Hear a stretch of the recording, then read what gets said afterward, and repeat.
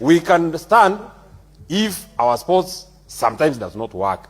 We can stand if there's a pothole or a problem in roads, Madam Speaker. But what can we say about 7 people being killed in one day, one night, Mr. Speaker? This country is descending to something that we cannot stand.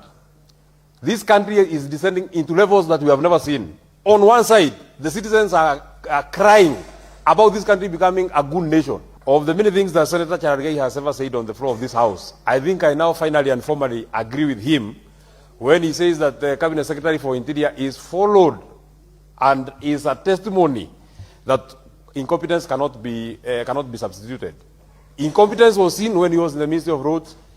Incompetency followed him when he went to the Ministry of Sports. And incompetency has followed him now, Mr. Speaker, in the Ministry of Interior, Madam Speaker. Although I differ with Senator Methu on many things, finally, Mr. Speaker, I'm being vindicated. Yes. Because this points back to the incompetence, moribunds, ineffectiveness of the CS Interior, Mr. Speaker. And the more he stays in that ministry, the more Kenyans will die. And we'll never replace them, Mr. Speaker. We must address that the buck stops with the Minister of Interior. He must, and I remember when the Ministry of Defense Security called him to appear. He failed to appear, Mr. Speaker, because we wanted to ask critical questions, Mr. Speaker. Waziri wa usalama alituambia kwamba yeye mwenyewe huwa anajua mahali watu wamelala, vile wanavyoota, Bwana Speaker. Na hawezi kuzuia hawa wananchi wa Kitui kushambuliwa na kuuawa, Bwana Speaker. Mimi nakisia ya kwamba, Bwana Speaker, huyu waziri tulionaye wa usalama, Bwana Speaker, pengine ni kipofu, haoni, Bwana Speaker, yanayoendelea katika nchi ya Kenya. Bwana Speaker, pengine ni bubu, hasikii yale mambo ambayo yanatendeka katika Jamhuri ya Kenya, Bwana Speaker. Nasema ni bubu kwa sababu hajaongea jambo lolote kuhusu jambo linalotendeka. Mr. Speaker, 7 lives is too many. In fact, there is an emerging theory in this country that if you want action from the national government, kill a politician. If you want action, beat up a politician. If you want action, raid the property of a politician. That's when action will be taken.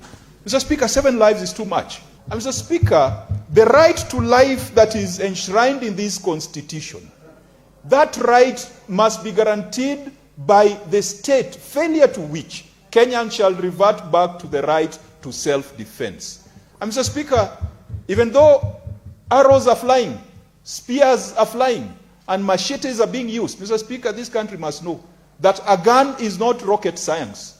Today you can print a gun using a 3D printer. What stops the antagonist or the protagonist from printing guns or from procuring guns? And when that happens, Mr. Speaker, it will be anarchy.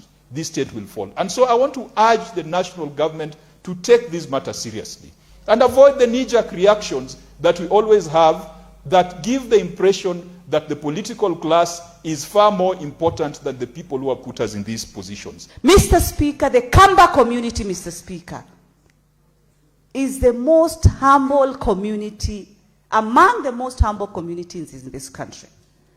Is the most courteous communities in this country.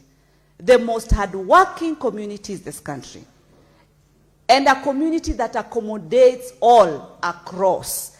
It is sad that today, as one of the most trusted communities, Mr. Speaker, our people of Kitui County will be undergoing what they are undergoing. Since I joined the Senate last term, Senator Wambua every time has a statement for the issue of bandits and these people being killed or animals being stolen. Mr. Speaker, it's a high time for the CS for Interior to put, and the government of Kenya to put a permanent solution to the issues of the bandits in Kitui and that border. It is doable. We have all the security. We have all what it takes for the Kitui people to live in peace